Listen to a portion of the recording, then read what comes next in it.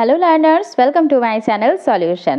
So তোমরা thumbnail দেখে বুঝতে পেরেই গেছো এনভায়রনমেন্ট স্টাডিজের যে তোমাদের ৭,০০০ এমসিকিউ সিরিজ চলছিল, তো এটা তার পার্ট 5। দেখো দেখতে দেখতে 4টে পার্ট আমি কমপ্লিট করে ফেলেছিলাম। তো এটা তোমাদের পার্ট 5, যেখানে আমি আলোচনা করছি ক্লাস 3 থেকে ক্লাস 10 অবধি যত তোমাদের ইভিএস বই, সায়েন্স বই, জিওগ্রাফি বই রয়েছে, সমস্ত কিন্তু জিনিসের একদম নির্যাস রয়েছে এখানে। তো প্রত্যেককেই বলবো ভিডিওগুলো তোমরা দেখো। আমার মনে হয় এগুলো করলেই কিন্তু তোমাদের কন্টেন্ট থেকে আর কিছু করার দরকার নেই, এখান থেকে কিন্তু তোমরা প্রশ্ন কমন পেয়ে যাবে। এবারে অনেকেই বলছিলে আমাকে যে ম্যাডাম এগুলো মুখস্থ রাখবো কিভাবে। দেখো, মুখস্থ রাখার দরকার নেই, জাস্ট তোমরা রিডিং পড়ে যাও, দেখলে দেখবে পরীক্ষায় যদি তোমাদের আসে তোমরা অপশন দেখলেই কিন্তু কমন পেয়ে যাবে। তাই টেনশন করবে না, হাতে আরো কিছুদিন তোমরা সময় পেয়ে গেছো। তো আমার মনে হয় ৭,০০০ এমসিকিউ তোমরা ইজিলি কমপ্লিট করে নিতে পারবে, আর আমিও তোমাদের ৭,০০০ এমসিকিউ কিন্তু কমপ্লিট করে দেবো। ওকে, চলো তাহলে স্টার্ট করে দিই আজকে আমাদের ক্লাস। দেখো, আগের দিন ১০০১ অবধি হয়েছিল, আজকে ১০০২ থেকে হবে। ভেল্ড দক্ষিণ আফ্রিকার নাতিশীতোষ্ণ তৃণভূমি, ডাউন্স দক্ষিণ পূর্ব অস্ট্রেলিয়ার তৃণভূমি, ক্যান্টারবেরি নিউজিল্যান্ডের তৃণভূমি। তুন্দ্রা শব্দের অর্থ উন্মুক্ত প্রান্তর। তুন্দ্রা অঞ্চলের প্রধান মৃত্তিকা হলো লিথোসল। তুন্দ্রা বায়োমের উদ্ভিদের বলা হয় ক্রায়োফাইটস। তুন্দ্রা বায়োমের যে সমস্ত স্থানে বরফের স্তূপ শীতল মেরুবায়ুর হাত থেকে রক্ষা করে সেখানে হার্ব জন্মায়। তুন্দ্রা বায়োমের টার্নিগান পাখি বছরে 3 বার রং পরিবর্তন করে। একটি নির্দিষ্ট জলবায়ুর অন্তর্গত বিভিন্ন ধরনের উদ্ভিদ গোষ্ঠী এবং প্রাণী গোষ্ঠীর সমন্বিত অঞ্চল হলো বায়োম। বেইলি তার বায়োজিওগ্রাফিক্যাল ক্লাসিফিকেশন সিস্টেমটি অবতারণা করেন 1976 সালে। সবচেয়ে বেশি প্রজাতির উদ্ভিদ দেখা যায় ক্রান্তীয় চিরহরিৎ বায়োমে। যে সমস্ত প্রাণী পাথর, বৃক্ষের গুড়ি, লতাপাতায় বসবাস করে তাদের বলা হয় ক্রিপ্টোজয়িক। স্কোরাফাইলাম কোন বায়োমে দেখা যায়? ভূমধ্যসাগরীয় বায়োমে। পৃথিবীর সর্বাধিক প্রাথমিক উৎপাদন যে বায়োমে হয় তা হলো নিরক্ষীয় বায়োম। তৈগা বায়োমে কোন মাটি দেখা যায়? পটজল। তুন্দ্রা অঞ্চলের প্রধান মৃত্তিকা হলো লিথোসল। ফ্যাট জারিত করে জল উৎপন্ন করে কোন প্রাণী? উট। আন্দিজ পর্বতের পূর্ব ঢালে পম্পাস তৃণভূমি দেখা যায়। ভেনেজুয়েলার তৃণভূমি ল্যানোজ নামে পরিচিত। তুন্দ্রা শব্দের অর্থ পতিত জমি। দক্ষিণ আমেরিকার ওরিনেকো নদীর তীরে সাভানা তৃণভূমি দেখা যায়। সবচেয়ে স্থায়ী ইকোসিস্টেম সমুদ্র। বাস্তুতন্ত্রের বৃহত্তম একক বায়োস্ফিয়ার। জলে ভাসমান ক্ষুদ্র আণুবীক্ষণিক প্রাণী হলো জুপ্ল্যাঙ্কটন। দার্জিলিং জঙ্গলে রেড পান্ডা দেখা যায়। স্বাভাবিক উদ্ভিদ হলো জলবায়ুর প্রকৃত সূচক। বিবৃতিটি কোপেনের সঙ্গে সংযুক্ত। ভারতের জাতীয় জলচর প্রাণী হলো গাঙ্গেয় ডলফিন। ইকোলজিক্যাল ট্রানজিশন ধারণাটি প্রথম দেন বেনেট। জৈব বৈচিত্র্য সর্বাধিক লক্ষ্য করা যায় নিরক্ষীয় অঞ্চলে। প্রবাল প্রাচীরে জৈব বৈচিত্র্য জলভাগের মধ্যে সর্বাধিক হওয়ায় একে সমুদ্রের ক্রান্তীয় বৃষ্টি অরণ্য বলে। অতি বৈচিত্র্যের প্রথম দেশ হলো ব্রাজিল। ভারতে জৈব বৈচিত্র্য আইন প্রণীত হয় 2002 সালে। জীবমণ্ডল সংরক্ষণ প্রকল্প 1971, রামসার সম্মেলন 1971, ভারতে বন্যপ্রাণী সুরক্ষা আইন 1972, অরণ্য সংরক্ষণ আইন 1980। এক্সিটু সংরক্ষণ উদ্ভিদ এবং প্রাণীর কৃত্রিম বাসভূমি তৈরি করে সংরক্ষণ করে। এক্সিটু সংরক্ষণের উদাহরণ হলো বোটানিক্যাল গার্ডেন, চিড়িয়াখানা, কোল্ড স্টোরেজ, রেণু সংরক্ষণ প্রভৃতি। ইনসিটু সংরক্ষণ কি? নিজস্ব বাসভূমিতে সংরক্ষণ করা হয়, যেমন বায়োস্ফিয়ার রিজার্ভ, জাতীয় উদ্যান, অভয়ারণ্য ইত্যাদি। ভারতে বর্তমানে 2021 সাল অনুযায়ী 18টি বায়োস্ফিয়ার রয়েছে। ভারতে বর্তমানে মোট জাতীয় উদ্যান সেই 2021 সালে দেখো ডেটা সব রয়েছে 120টি। বন্যপ্রাণী অভয়ারণ্য রয়েছে 575টি। সংরক্ষিত এলাকা রয়েছে 733টি। NBPGR জিন ব্যাংকটি কোথায় অবস্থিত? নিউ দিল্লিতে। এখানে গবাদি পশুর শুক্রাণু এবং ডিম্বাণু সংরক্ষণ করা হয়। ভারতের প্রথম জীবমণ্ডল সংরক্ষণ অঞ্চল নীলগিরি 1986 সালে। ভারতের বৃহত্তম জীবমণ্ডল সংরক্ষণ অঞ্চল কোনটি? মেরিন বায়োস্ফিয়ার রিজার্ভ, মান্নার উপসাগর। এবারে কিছু দেখো ভারতের উল্লেখযোগ্য অভয়ারণ্য, সেগুলো কোন রাজ্যে অবস্থিত সেগুলো দেওয়া আছে পরপর। কালাকাড্ডু অভয়ারণ্য তামিলনাড়ু, মুদুমালাই অভয়ারণ্য তামিলনাড়ু, পয়েন্ট স্ক্যালিমেরি অভয়ারণ্য তামিলনাড়ু, শ্রী ভিল্লিপুসুর অভয়ারণ্য যেটা কি ধূসর কাঠবিড়ালির জন্য বিখ্যাত অন্ধ্রপ্রদেশ, নল সরোবর পাখিরালয় গুজরাট, মানস ব্যাঘ্র প্রকল্প আসাম, গরুমারা টাইগার রিজার্ভ পশ্চিমবঙ্গ, বক্সা ব্যাঘ্র প্রকল্প Paschimbanga, Kanha tiger project Madhya Pradesh, Palamau tiger reserve Jharkhand, Nandankanan অভয়ারণ্য ওড়িশা, কাজিরাঙ্গা গন্ডার প্রকল্প যেটা বৃহত্তম সেটা কোথায় রয়েছে? অসমে রয়েছে, পেরিয়ার হাতি প্রকল্প কেরল, গির অভয়ারণ্য যেটা সিংহের জন্য যেটাকে বলা হয় এশিয়াটিক লায়ন, এশিয়াটিক লায়ন পাওয়া যায় গুজরাটে। পৃথিবীর প্রথম জাতীয় উদ্যান আমেরিকা যুক্তরাষ্ট্রের ইয়েলোস্টোন জাতীয় উদ্যান। 1936 সালে ভারতের প্রথম জাতীয় উদ্যান হেইলি উদ্যান প্রতিষ্ঠিত হয়, বর্তমানে এর নাম করবেট ন্যাশনাল পার্ক। ভারত তথা পৃথিবীর একমাত্র ভাসমান জাতীয় উদ্যান কৈবুল লামজাও জাতীয় উদ্যান মণিপুরে অবস্থিত, যেটা কিনা 1977 সালে জাতীয় উদ্যানের মর্যাদা পায়। রাজস্থানের ডেজার্ট ন্যাশনাল পার্ক দেশের বৃহত্তম ন্যাশনাল পার্ক। আন্দামান নিকোবরের বটন আইল্যান্ড দেশের ক্ষুদ্রতম ন্যাশনাল পার্ক। বিশ্বের বৃহত্তম বোটানিক্যাল গার্ডেন কোনটি? ইংল্যান্ডের কির্ক অঞ্চলে অবস্থিত রয়্যাল বোটানিক্যাল গার্ডেন। ভারতের বৃহত্তম চিড়িয়াখানা হলো আলিপুর চিড়িয়াখানা। 1973 সালের 1 এপ্রিল ভারত সরকার ব্যাঘ্র প্রকল্প চালু করেন। বর্তমান ভারতে 53টি ব্যাঘ্র প্রকল্প রয়েছে। কোন রাজ্যে ভারতের সর্বাধিক বাঘ রয়েছে? মধ্যপ্রদেশ 526টি, দ্বিতীয় স্থানে কর্ণাটক 524টি। ভারতের প্রথম, দেখো এগুলো কিন্তু আপডেটেড নয়, মোটামুটি ভাবে 2020-21 সাল অনুযায়ী কিন্তু ডেটাগুলো দেওয়া আছে। ওকে, তো তোমরা কিন্তু আপডেটগুলো একটু দেখে নিও যদি তোমাদের কারেন্ট অ্যাফেয়ার্সে এসে থাকে। ভারতের প্রধান ব্যাঘ্র প্রকল্পের অবস্থান দেখো এবারে দেওয়া আছে, কোথায় কোথায় ব্যাঘ্র প্রকল্প রয়েছে। বন্দিপুর ব্যাঘ্র প্রকল্প কর্ণাটক, সুন্দরবন ব্যাঘ্র প্রকল্প পশ্চিমবঙ্গ, কানহা মধ্যপ্রদেশ, সারিস্কা ঝাড়খণ্ড, সারিস্কা রাজস্থান, পালামৌ ঝাড়খণ্ড, পেরিয়ার কেরল, বক্সা পশ্চিমবঙ্গ, কাজিরাঙ্গা আসাম। কোন সালে ভারতে হাতি প্রকল্প শুরু হয়? 1992 সালে। 1974 সালে ভারত সরকারের উদ্যোগে কুমির গণনার কাজ শুরু করা হয়। 1975 সালে কেন্দ্রীয় এবং রাজ্য সরকারের যৌথ উদ্যোগে কুমির প্রকল্পের কাজ শুরু হয়।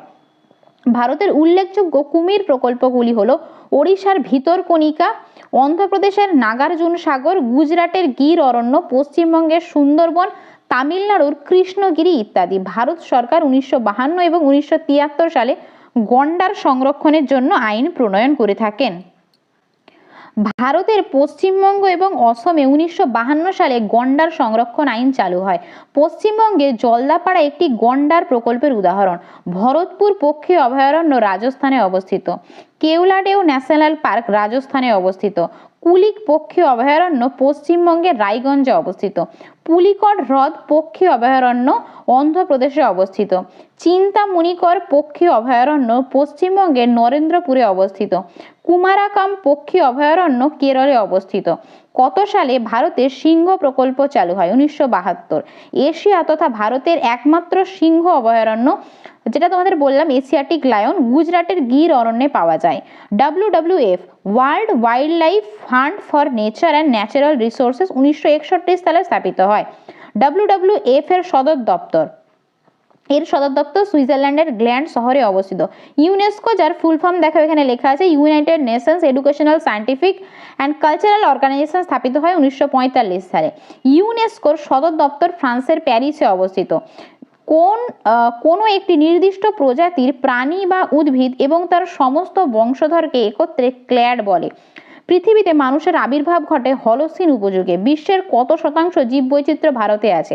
5%। জীববৈচিত্র্য সমৃদ্ধ অঞ্চল হলো ক্রান্তীয় অঞ্চল। আন্তর্জাতিক জীববৈচিত্র্য দিবস 22শে মে। Father of biodiversity Wilson. Asia মহাদেশের কোন দেশে বাস্তুতন্ত্রের বিনাশের হার সর্বাধিক? ফিলিপাইন্স।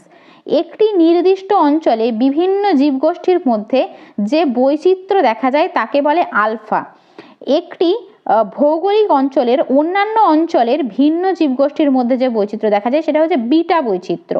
আর গামা বৈচিত্র্য কি না, একটি বৃহৎ ভৌগোলিক অঞ্চলের ভিন্ন ভিন্ন বাস্তুতন্ত্রের বিভিন্ন সম্প্রদায়ভুক্ত জীব প্রজাতির সামগ্রিক বৈচিত্র্য হলো গামা বৈচিত্র্য।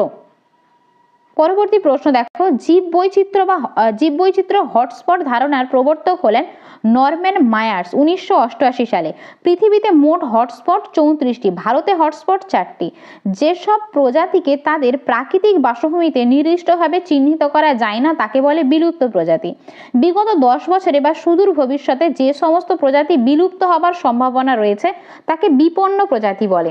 যেসব প্রজাতির 50% জীব অবলুপ্তির পথে সর্বত্র অত্যন্ত দ্রুত হারে ক্রমহ্রাসমান তাকে বলে বিপদগ্রস্ত প্রজাতি। যেসব প্রজাতির জীব সংখ্যা স্বল্প এবং বর্তমানে বিলুপ্ত তাকে বলে বিরল প্রজাতি। বিপন্ন প্রজাতির উদাহরণ এখানে দেওয়া আছে, দেখো কৃষ্ণসার হরিণ, মেরু চিতা, বুনো গাধা, মেছো কুমির, ময়ূর। বিপন্ন প্রজাতি সর্পগন্ধা, করসপত্রী, সুন্দরী, গরান। হিমালয়ান স্যালামান্ডার হলো বিরল প্রজাতি। রডোডেনড্রন হলো বিপদগ্রস্ত প্রজাতি। কত সালে রেড ডেটা বুক প্রথম প্রকাশিত হয়? 1963 সালে। কত সালে গ্রিন ডেটা বুক প্রথম প্রকাশিত হয়? 1987 সালে। ভারতে বন্যপ্রাণ সপ্তাহ অক্টোবর মাসের প্রথম সপ্তাহ। ভারতে বাঘ সংরক্ষণ অভয়ারণ্য 53টি। ভারতের কুমির প্রজনন কেন্দ্র আছে হায়দ্রাবাদে। করবেট ন্যাশনাল পার্ক বাঘ সংরক্ষণের জন্য। স্টকহোম সম্মেলন 1972 সালে। ভারতের সবচেয়ে বেশি সরীসৃপ পাওয়া যায় পশ্চিমঘাট পর্বতে। দাচিপুর বাইসন অভয়ারণ্য মহারাষ্ট্র। ভারতের নবীনতম জীবমণ্ডল পান্না। ভারতের প্রথম বায়োস্ফিয়ার রিজার্ভ নীলগিরি। CITES হলো একটি আন্তর্জাতিক চুক্তি যেটা কি না বিপন্ন প্রাণী এবং উদ্ভিদ প্রজাতিদের সংরক্ষণ সম্বন্ধীয়। জাতীয় উদ্যান হলো এক প্রকার ইনসিটু জৈব বৈচিত্র্য সংরক্ষণ। একশৃঙ্গ গন্ডার অসমে দেখা যায়। ভারতের প্রথম জাতীয় উদ্যান জিম করবেট জাতীয় উদ্যান। বিশ্ব জীব বৈচিত্র্য দিবস পালন করা হয় মের 22 তারিখে। ভারতের জীববৈচিত্র্য আইন পাস হয় 2002 সালে। ভ্যালি অফ ফ্লাওয়ার্স উত্তরাখণ্ডে অবস্থিত। পরিবেশের ভারসাম্য বজায় রাখার জন্য 33% বনভূমি থাকা প্রয়োজন। সেখানে পৃথিবীর মোট ভূভাগের 29.7 অঞ্চল বনভূমি দ্বারা আবৃত। পৃথিবীতে মাথা পিছু বনভূমির পরিমাণ 0.6%। এবারে দেখো কিছু তৃণভূমির অবস্থান রয়েছে, কোন কোন দেশে সেগুলো রয়েছে। Campos Brazil, Llanos Venezuela, savanna Sudan Bharat, Canterbury New Zealand, prairie উত্তর আমেরিকা, পম্পাস দক্ষিণ আমেরিকা, ভেল্ড দক্ষিণ Africa, steppe Eurasia, downs Australia, tussock নিউজিল্যান্ডের ক্যান্টারবেরি, পম্পাস আর্জেন্টিনা। তারপরে দেখো আছে পুস্তাচ হাঙ্গেরি। প্রেইরি একটি লাতিন শব্দ যার অর্থ দিগন্ত বিস্তৃত তৃণভূমি। স্টেপ একটি রাশিয়ান শব্দ যার অর্থ বৃক্ষহীন তৃণভূমি। পম্পাস একটি পেরু দেশীয় শব্দ যার অর্থ গাছবিহীন তৃণভূমি। ভেল্ড একটি ডাচ শব্দ যার অর্থ উন্মুক্ত প্রান্তর। শতাংশ হারে ভারতের সবচেয়ে বেশি বনভূমি আচ্ছাদিত রাজ্য কোনটি? মিজোরাম। ভারতের মোট 12টি রাজ্য বা কেন্দ্রশাসিত অঞ্চল ম্যানগ্রোভ অরণ্য রয়েছে। কোন সালে ভারতে প্রথম বননীতি গৃহীত হয়? 1894 সালে। বিশ্ব অরণ্য সপ্তাহ 21শে মার্চ। অরণ্য সপ্তাহ পালিত হয় 14 থেকে 21শে জুন। চওড়া পাতা বিশিষ্ট উপক্রান্তীয় চিরহরিত অরণ্যকে দক্ষিণ ভারতের শোলা বলে। কেন্দু পাতা বিড়ি তৈরিতে ব্যবহৃত হয়। বাঁশ ও সাবাই ঘাস কাগজ শিল্পে কাষ্ঠমণ্ড তৈরিতে ব্যবহৃত হয়। শিমুল গাছের নরম কাঠ দেশলাই কাঠ বাক্স এবং খেলনা তৈরিতে ব্যবহৃত হয়। ভারতের ক্রান্তীয় অরণ্য গবেষণা কেন্দ্র জব্বলপুরে রয়েছে। এবারে দেখো বিভিন্ন অরণ্য গবেষণাগারের কথা বলা আছে। অরণ্য গবেষণা কেন্দ্র রয়েছে দেরাদুনে। সামাজিক বনসৃজন কেন্দ্র রয়েছে এলাহাবাদ। আর্দ্র পর্ণমোচী অরণ্য গবেষণা কেন্দ্র রয়েছে জোরহাটে। অরণ্য উৎপাদন বৃদ্ধি কেন্দ্র রয়েছে রাঁচিতে। উদ্ভিদের প্রজনন সম্পর্কিত গবেষণা কেন্দ্র রয়েছে কোয়েম্বাটুরে। কাষ্ঠ বিজ্ঞান এবং প্রযুক্তিবিদ্যা গবেষণা কেন্দ্র রয়েছে বেঙ্গালুরুতে। পরিবেশ উন্নয়ন সংক্রান্ত কেন্দ্র রয়েছে এলাহাবাদে। প্রবাল প্রাচীর গবেষণা কেন্দ্র রয়েছে পোর্ট ব্লেয়ারে। অরণ্যের বংশানুগতি সম্বন্ধীয় গবেষণা কেন্দ্র রয়েছে কোয়েম্বাটুরে। মরু অঞ্চলের অরণ্য গবেষণা কেন্দ্র রয়েছে যোধপুর রাজস্থানে। নাতিশীতোষ্ণ অরণ্য গবেষণা কেন্দ্র রয়েছে সিমলাতে। হিমালয় বনভূমি গবেষণা কেন্দ্র রয়েছে সিমলা হিমাচল প্রদেশে। মোট বনভূমির সাপেক্ষে প্রথম রাজ্য মধ্যপ্রদেশ। কোন রাজ্যে সবচেয়ে কম বনভূমি রয়েছে? হরিয়ানাতে। কত সালে ভারতে প্রথম বিধিবদ্ধ অরণ্য নীতি গ্রহণ করা হয়? 1894। ভারতে বন মহোৎসব প্রবর্তন করেন ডক্টর কে এম মুন্সি 1950 সালে। আরাবারি মডেল হলো পশ্চিমবঙ্গের প্রথম যৌথ বন ব্যবস্থাপনার সফল উদাহরণ। যৌথ বন ব্যবস্থাপনা বা যেটাকে কি বলা হয় জেএফএম, মানে জয়েন্ট ফরেস্ট ম্যানেজমেন্ট, এর ধারণাটির সর্বপ্রথম সূত্রপাত হয় 1971 সালে। খুবই ইম্পর্টেন্ট একটা প্রশ্ন। পশ্চিমবঙ্গের পশ্চিম মেদিনীপুর জেলার আরাবারি অঞ্চলে জলাময় এলাকায় জলজ উদ্ভিদ এবং জলজ প্রাণী উৎপাদক ব্যবস্থাকে অ্যাকোয়াকালচার বলে। অ্যাকোয়াকালচারের উদাহরণ কি না ঝিনুক চাষ। পৃথিবীতে মাথাপিছু অরণ্যের পরিমাণ 0.62%। কোন মহাদেশে মাথাপিছু অরণ্যের পরিমাণ সর্বাধিক? ওশিয়ানিয়া। কোন মহাদেশে মাথাপিছু অরণ্যের পরিমাণ সবচেয়ে কম? এশিয়া। পৃথিবীর সর্বাধিক অরণ্য সমৃদ্ধ মহাদেশের নাম? দক্ষিণ আমেরিকা। পৃথিবীর শস্য ভাণ্ডার? নাতিশীতোষ্ণ তৃণভূমি। পৃথিবীর বৃহত্তম তৃণভূমি? স্টেপস। চিরগোধূলি অঞ্চল বলা হয় নিরক্ষীয় চিরহরিত অরণ্যকে। জলপাই গাছ ভূমধ্যসাগরীয় অঞ্চলে দেখা যায়। কোন গাছ থেকে রজন প্রস্তুত করা হয়? পাইন। বোতলে ছিপি তৈরির জন্য প্রয়োজনীয় কর্ক ওক গাছের ছাল থেকে পাওয়া যায়। কোন অরণ্য নরম কাঠের অরণ্য নামে পরিচিত? সরলবর্গীয়। পৃথিবীর বাণিজ্যিক কাঠের 80% পাওয়া যায় সরলবর্গীয় অরণ্যে। সুচালু ক্ষুদ্র পত্রযুক্ত গাছ দেখা যায় সরলবর্গীয় অরণ্যে। বিভিন্ন প্রজাতির গাছ একসঙ্গে পাশাপাশি জন্মাতে দেখা যায় নিরক্ষীয় চিরহরিত অরণ্যে। রবার বৃক্ষ জন্মায় নিরক্ষীয় চিরহরিত অরণ্যে। চন্দন গাছ পাওয়া যায় ক্রান্তীয় মৌসুমী অরণ্যে। দেখো, ক্রান্তীয় পর্ণমোচী অরণ্যের প্রধান বৃক্ষ শাল, সেগুন, পলাশ, মহুয়া, আম, জাম, কাঁঠাল, বট, নিম, অশ্বত্থ, খয়ের, বাদাম, চন্দন, শিশু, শিরীষ, বাঁশ, গর্জন প্রভৃতি। ম্যানগ্রোভ অরণ্যের প্রধান বৃক্ষ সুন্দরী, গরান, গেওয়া, কেওড়া, হোগলা, গোলপাতা, অ্যাভিসিনিয়া, রাইজোফোরা, নানভান্স প্রভৃতি। ভূমধ্যসাগরীয় অরণ্যের বৃক্ষ oak, cork, oat, pine, fir, cedar, laurel, myrtle, rosemary প্রভৃতি। সরলবর্গীয় অরণ্যের বৃক্ষ চিরপাইন, দেওদার, বিভিন্ন প্রকার ফার, বিভিন্ন spruce, willow, beech, hemlock, lichen, moss ইত্যাদি। ভূমধ্যসাগরীয় অরণ্য ইতালিতে ম্যাকিয়া নামে পরিচিত। ভূমধ্যসাগরীয় অরণ্য ফ্রান্সে ম্যাকুই বা ম্যাকি নামে পরিচিত। ভূমধ্যসাগরীয় অরণ্য অস্ট্রেলিয়াতে ম্যালি নামে পরিচিত। ভূমধ্যসাগরীয় অরণ্য চিলিতে ম্যাটোরাল নামে পরিচিত। ভূমধ্যসাগরীয় অরণ্য ক্যালিফোর্নিয়ায় চ্যাপারেল নামে পরিচিত। ভূমধ্যসাগরীয় অরণ্য আফ্রিকায় ফিনবস নামে পরিচিত। হিমালয় পার্বত্য অঞ্চল কোন বনভূমির জন্য বিখ্যাত? সরলবর্গীয়। কোন অরণ্যের বৃক্ষগুলো মন্দির বা মোচার মতো হয়? সরলবর্গীয়। কোন বনভূমির পরিমাণ বিশ্বের সর্বাধিক? সরলবর্গীয়। কোন অরণ্যের গাছের পাতা মোমের মতো আবরণে ঢাকা থাকে? ভূমধ্যসাগরীয়। পৃথিবীর শক্ত কাঠের বাণিজ্যের প্রায় 40% কোন বনভূমি থেকে পাওয়া যায়? নিরক্ষীয় চিরহরিত অরণ্য। চাঁদোয়ার মতো আস্তরণ লক্ষ্য করা যায় নিরক্ষীয় চিরহরিত অরণ্যে। পৃথিবীর প্রায় 90% কাগজের মণ্ড তৈরি হয় সরলবর্গীয় অরণ্যে। সেগুন কোন অরণ্যের বৃক্ষ? নিরক্ষীয় চিরহরিত। কোন অরণ্যের উদ্ভিদের জরায়ুজ অঙ্কুরোদ্গম দেখা যায়? ম্যানগ্রোভ। বোতাম তৈরি হয় টাগুয়ানাট গাছ থেকে। কোন গাছের রস থেকে সিরাপ তৈরি হয়? ম্যাপল। যে গাছ থেকে অলিভ অয়েল তৈরি হয় তা হলো জলপাই। ধুনো কোন গাছের নির্যাস থেকে পাওয়া যায়? শাল। চুইংগামের উপকরণ পাওয়া যায় কোন গাছের আঠা থেকে? জাপটি। কোন বনভূমির বিস্তার দক্ষিণ গোলার্ধে অত্যন্ত কম? সরলবর্গীয়। বিশেষ ঋতুতে যে বৃক্ষ পাতা ঝরিয়ে ফেলে তাদের পর্ণমোচী বৃক্ষ বলে। তৈগা প্রধানত সরলবর্গীয় অরণ্য। কোন নদীর বদ্বীপে পৃথিবীর বৃহত্তম ম্যানগ্রোভ অরণ্য সৃষ্টি হয়েছে? গাঙ্গেয় বদ্বীপ। সরলবর্গীয় অরণ্য কোন জলবায়ুতে সৃষ্টি হয়? শীতল নাতিশীতোষ্ণ। পৃথিবীর বৃহত্তম নিরক্ষীয় চিরহরিত অরণ্য হলো ব্রাজিলের আমাজন নদী অববাহিকার অরণ্য। পৃথিবীর বৃহত্তম সরলবর্গীয় অরণ্য তৈগা। পৃথিবীর বৃহত্তম ম্যানগ্রোভ অরণ্য সুন্দরবন।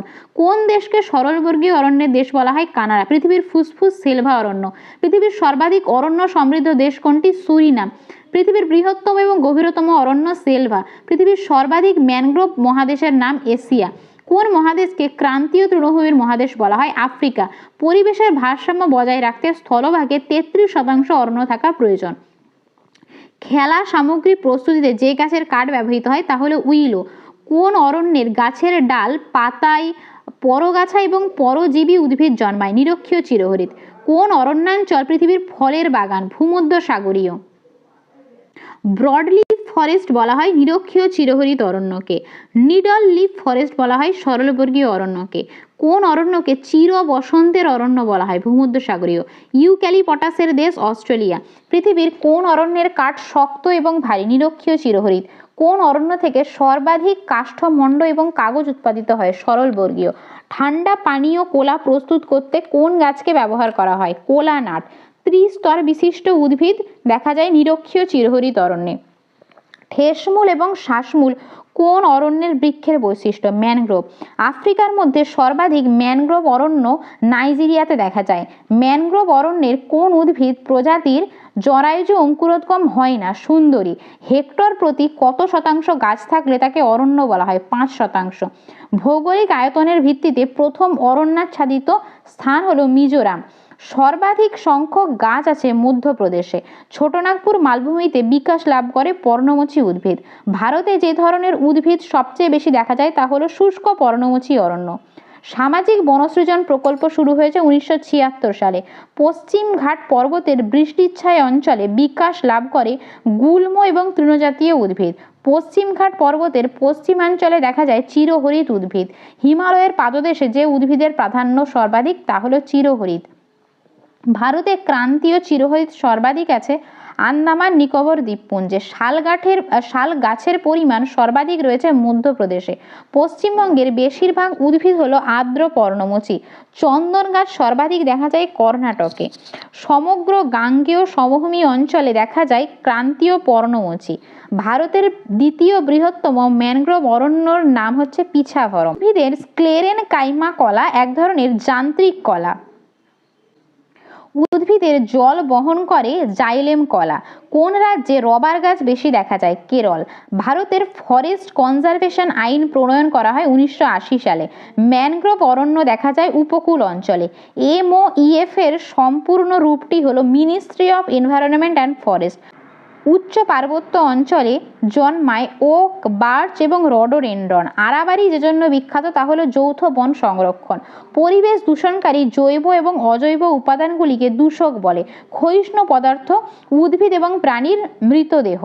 অক্ষয়িষ্ণু পদার্থ অ্যালুমিনিয়াম, গ্যামাক্সিন, প্লাস্টিক, পলিথিন ইত্যাদি। মাত্রাগত দূষক কার্বন ডাইঅক্সাইড, নাইট্রোজেন অক্সাইড। গুণগত দূষক DDT ও ছত্রাকনাশক। ভোপাল গ্যাস দুর্ঘটনা ঘটে 1984 সালের 3রা ডিসেম্বর। মিগ গ্যাসের ট্যাঙ্ক থেকে বিস্ফোরণ ঘটে। মিগ গ্যাসের বিজ্ঞানসম্মত নাম মিথাইল আইসোসায়ানেট। চেরনোবিল বিপর্যয় ঘটে 1986 সালে। সেভোসো বিপর্যয় ঘটে 1976 সালে ইটালির মিলান শহরের কাছে সেভেসোতে ঘটে। 3 মাইল আইল্যান্ড দুর্ঘটনা 1979 সালে ঘটে। 1979 সালে মার্কিন যুক্তরাষ্ট্রের পেনসিলভেনিয়া রাজ্যে 3 মাইল আইল্যান্ডের পারমাণবিক শক্তি কেন্দ্রে এই দুর্ঘটনা ঘটে। এনভায়রনমেন্ট পলিউশন বইটির লেখককে বিজ্ঞানী মণি বাসকম। Ecology and the quality of our environment গ্রন্থটির লেখককে সাই উইক। হ্রদের জলে অ্যাসবেস্টসের পরিমাণ বেশি থাকলে ফুসফুসে ক্যান্সার হয়, এটি অ্যাসবেস্টোসিস নামে পরিচিত।